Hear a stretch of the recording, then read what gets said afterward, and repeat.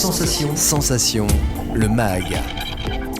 Bonjour à tous, bienvenue sur Sensation en association avec TV78. Je suis aujourd'hui avec Alain de Chamboran, président de la Clé à Saint-Germain-en-Laye, et Maximilien Giraud, programmateur. Bonjour. Bonjour.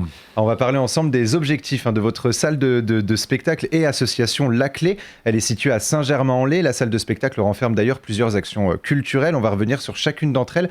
Vous proposez un accompagnement des artistes au sein de La Clé. Alors pourquoi vouloir ouvrir votre bâtiment justement aux artistes ? Alors c'est historique. Il y a toujours eu des artistes en résidence à La Clé.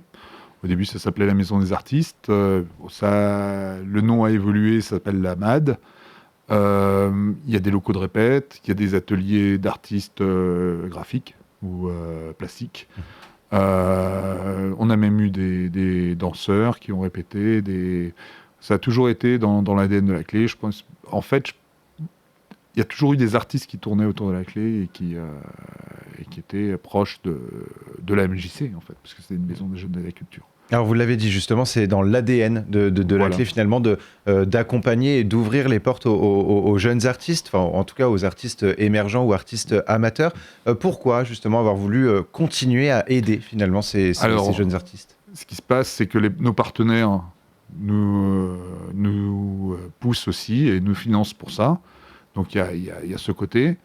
Et puis voilà, le côté, je pense aussi qu'on a besoin de lieux comme ça dans les Yvelines pour développer un terreau artistique et puis pour pouvoir aussi servir de tremplin. Il y a beaucoup de jeunes groupes qui ont fait leur première scène à La Clé.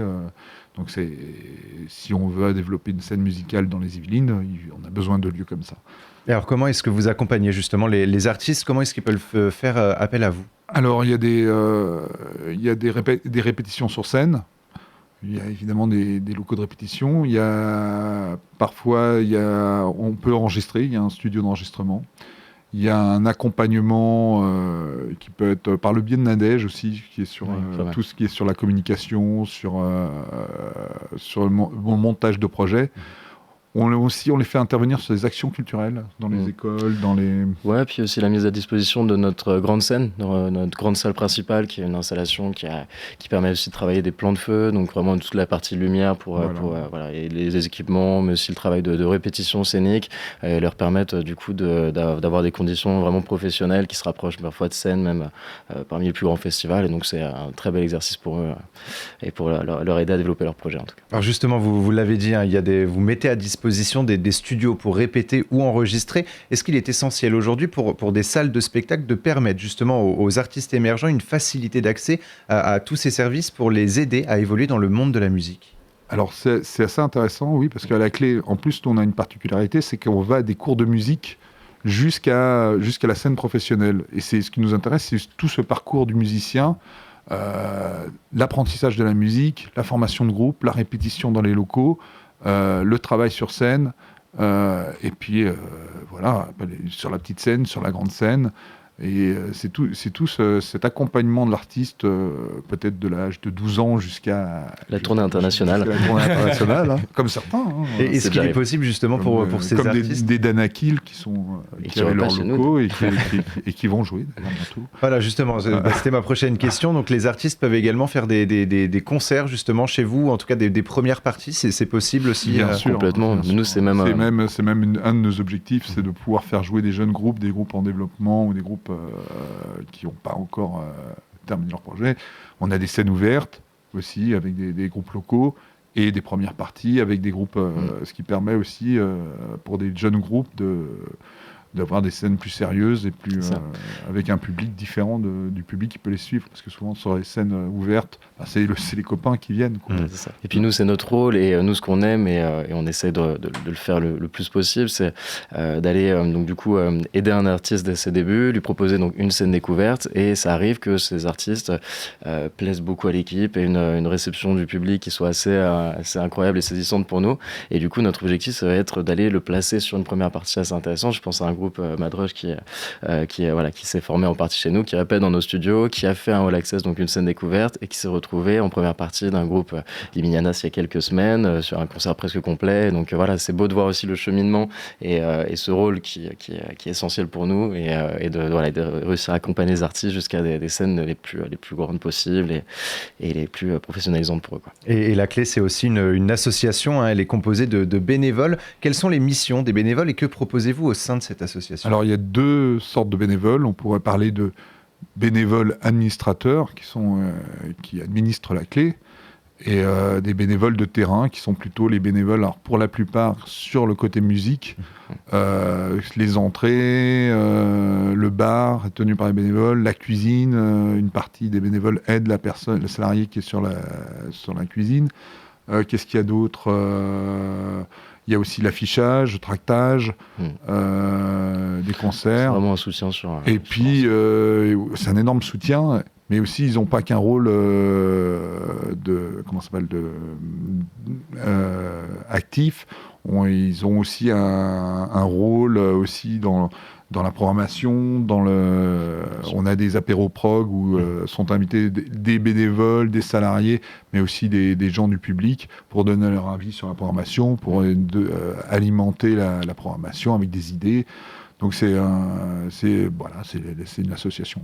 Alors justement, vous proposez pas que de la musique, vous proposez aussi d'autres choses comme des cours de danse. Qu'est-ce que vous proposez justement ? Alors il y a beaucoup de choses.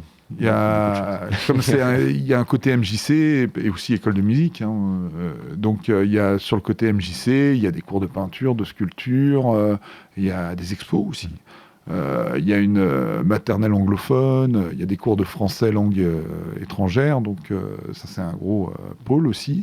On a des cours de tennis, on a des cours de yoga, de gym, de danse. On a beaucoup de cours de danse, que ça va de la danse de salon jusqu'à la danse hip-hop et tout ça. Donc il y a un panel assez énormément large. de choses à retrouver. Voilà, et j'oublie sûrement beaucoup d'activités parce que c'est à retrouver sur votre site voilà, internet. Exactement. C'est la clé asso.org. On va parler un petit peu de la programmation justement. On va faire un bond au mois de février. Les Yvelinois pourront découvrir ou redécouvrir Tiakola et Douki qui fera la première partie du concert. Quel est l'univers musical justement des deux artistes ? Alors sur Tiakola, déjà les deux artistes sont très opposés, mais alors c'est vrai que Douki et Tiakola qu'on a placés sur le même plateau à début février vont être principalement sur cette scène rap, hip-hop urbaine actuelle. Tiakola, c'est un nom qui se distingue énormément ces derniers mois et qui est en train de faire pas mal de bruit autour de lui, donc on est assez heureux de pouvoir l'avoir chez nous. Et justement, ça me permet de faire un lien avec une des premières questions qui était aussi la question des résidences, parce que nous, c'est vrai que la possibilité de faire des résidences avec des artistes des fois qui sont déjà professionnels nous permettent aussi de mettre en place des concerts comme celui-ci, et donc ça c'est une chance puisque c'est un concert qui est déjà complet, et on est très heureux de ça, donc voilà. Et le 16 février, on entre dans un autre univers musical avec du punk hardcore, avec le Boston Takeover Tour 2023, du coup, enfin le 23e tour. Plusieurs groupes seront présents pour l'occasion, et notamment Slapshot. Alors on va écouter un extrait et on poursuit juste après. Carrément.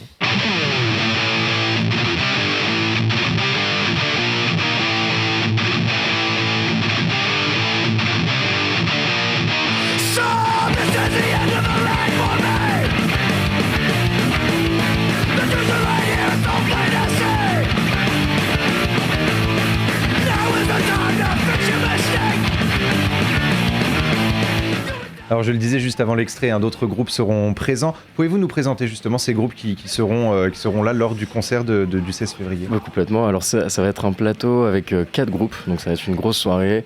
On est vraiment sur des groupes originaires de Boston et qui font partie des piliers du genre, parmi les pionniers en fait du punk hardcore. Alors Slapshot, en fait, pour ceux qui ne connaissent pas, ils sont sur le même label que Dropkick Murphy. C'était le label Tang, c'est le label de Boston, c'est un peu les pionniers de la scène punk de Boston. Et puis après, il y a toute Death Before Dishonor, c'est la nouvelle scène, donc c'est l'occasion de découvrir un peu la scène de Boston. Et ça bouge et ça réveille. Le 11 mars, c'est un concert au théâtre Alexandre Dumas avec Dominique A, qui est organisé. Qu'est-ce qui attend en quelques secondes le public également? Tout à fait, 3 ambiances. Hein. On est sur 3 choses complètement différentes. Alors là, Dominique A, il a commencé, il est passé sur son premier album à la clé, donc dans une petite salle et tout ça. Il est passé encore avec Françoise Breutz à l'époque où il faisait des duos et tout ça, donc une deuxième fois. Puis là, maintenant il est dans une autre capacité de salle, donc il passe au théâtre. Parce que c'est quelque chose qu'on fait de temps en temps, des collaborations avec d'autres salles du coup culturelles dans la ville, et notamment le théâtre Alexandre Dumas. Et donc là, c'est un concert qui est en partenariat avec la Clé, mais qui aura lieu dans leur mur à eux. Et on peut de toute façon retrouver donc toute la programmation sur votre site laclé.asso.fr. Merci beaucoup Maximilien Giraud et Alain de Chamboran d'avoir été avec nous. Merci, et pour revoir ou réécouter cette émission, rendez-vous sur notre site et notre application Radio Sensation.